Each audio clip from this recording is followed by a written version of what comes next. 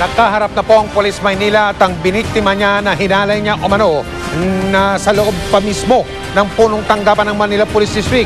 Maliban sa kasong panggagahasa, nadidiin pang suspect dahil sa pagbabalak daw niya sa buhay ni Manila Mayor Alfredo Lim.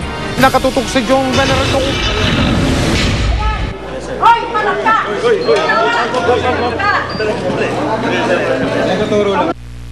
Sumaling ka! Muntik nang mauwi sa sampalan ng paghaharap ng biktimang itinago sa pangalang Vanessa at ang naghalay umano sa kanyang pulisa si PO3 Antonio Bautista Jr. Nang iharap ito kanina kay Manila Mayor Alfredo Lim. Sana makulong siya ng habang buhay para wala nang manyaki sa paligid dito.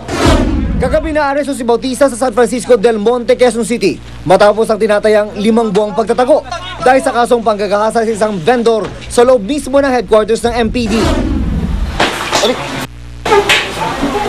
Namatay sa gutom yung asawa ko. Sino ba matutuwa na non-rape ka? Pagkatapos ginawa mo pa yung pan-rape sa mismong opisina. Hindi pa pang-insulto yon sa opisina. Oh. Ang dami naman motel dyan, ba't di mo dinala sa motel kung talagang meron kang gustong gawin? Narinig daw ng abogado ng biktima si Attorney Persida Acosta ng Public Attorney's Office ang pahayag na ito ni Mayor Lim. Pero alam daw nilang biro lang ito ng alkalde dahil nakangiti ng sabi nito. Ang importante raw, naniniwala si Mayor Lim na may dapat panagutan sa mata si Bautista. At may dagdag sakit sa ulo pa ngayon ng suspect.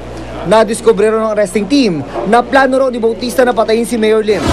Ang kababata ni Bautista na si Ray Tulyao ang nagsilbing informante ng mga pulis. Siya ang madalas kasama at katext ito. Isa-isa sa mga text message, lumabas na gusto raw bumili ni Bautista ng granada at dinamita para pasabugin ang City Hall at ang sasakyan ni Mayor. Ako as a policeman, kung wala ho talaga mangyayari na sa buhay ko, magiging wanted ako. Diba? Permanent. Kung hindi na ako police, so I can exact revenge, diba? Doon sa mga nagkukwanyan, di ba? So, I cannot take that lightly. We're still verifying the said assassination plot. Itinanggi ng suspect na may plano siyang masama laban kay Lim. Wala po akong kakayahan. Pambili nga ng almusal, wala po ako eh. Inaayos pa ang mga dokumento para mailipat ng Manila City Jail ang suspect. June Veneracion, nakatutok, 24 oras. Nagbubulok na raw ang bahagi ng mga nakaimbak na bigas sa ilang warehouse ng National Food Authority. Pero kahit sobra-sobra ang bigas, tuloy raw ang pag-aangkat ng NFA. Nakatutok si JP Soriano. Exclusive. Ito ang butilang bigas na bitbit ang isang magsasaka na taga San Miguel, Bulacan. Nabubulok at inaamag na. Galing daw ang sample ng bigas mula sa isang NFA warehouse sa Bulacan. Ayon kay Sunny Sioson, leader ng isang samahan na magsasaka sa Bulacan, marami pa raw ang mga nabubulok at inaamag na bigas sa magkakahiwalay ng NFA warehouse sa Bulacan.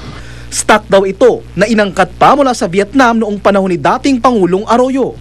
Nagtataka daw siya kung bakit mag-aangkat na naman ang bigas ang NFA. Sana ibenta na natin at i-unload sapagkat kung patuloy po na mananatili sila sa bodega ng National Food Authority, patuloy po itong nabubulok. Kung ibebenta natin ito agaran, mapuprotektahan po natin ang quality.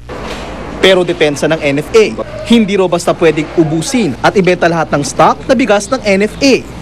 Kailangan dito kasi nating mag-imbak sakaling dumating ang panahong magkulang tayo ng NFA rice o tumaas ang demand dito. Kung sasabihin natin na pwede nating auction, but right now kasi we cannot do that. And even the council will not allow na yung i-auction natin yan dahil sa ngayon magbabuffer stock tayo because of the lean months. Ang last quarter is yung tagbagyo. Pag tagbagyo siya, kailangan mo ng stocks. At kung may impormasyon daw ang mga magsasaka na mga nabubulok na bigas, ipagbigay alam daw sa NFA.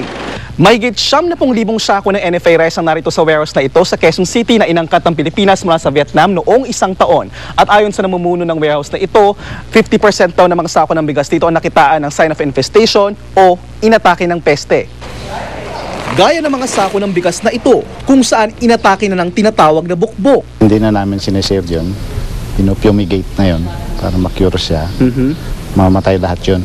Okay. Wala na. Maibibenta pa naman daw ang mga binubok na bigas matapos gamutin. Sa ngayon, mahina raw ang demand sa NFA rice na nasa 27 pesos lang kada kilo. At bago raw maghulyo, darating na sa bansa ang 200,000 metric tons na bigas na inangkat ng NFA sa Vietnam na magiging bahagi pa rin ng buffer stock. JP Soriano, nakatutok 24 oras.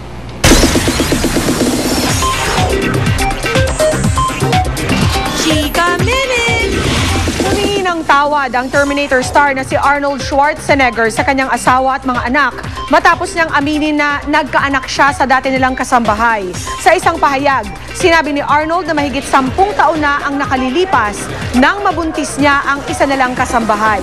Noong nakaraang linggo lang, inanunsyo na mag-asawa ang kanilang paghihiwalay after 25 years of marriage. Na-contact ng isang pahayagan sa US ang nasabing kasambahay.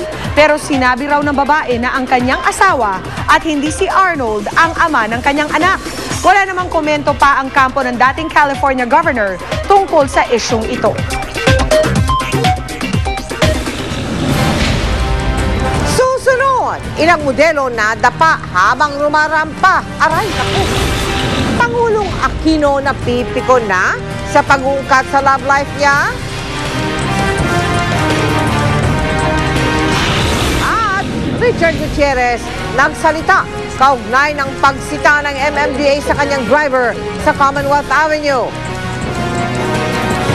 Walang pati na pagtutok dito lang sa 24 oras. Gusto na direct long hair. Kaya lang pag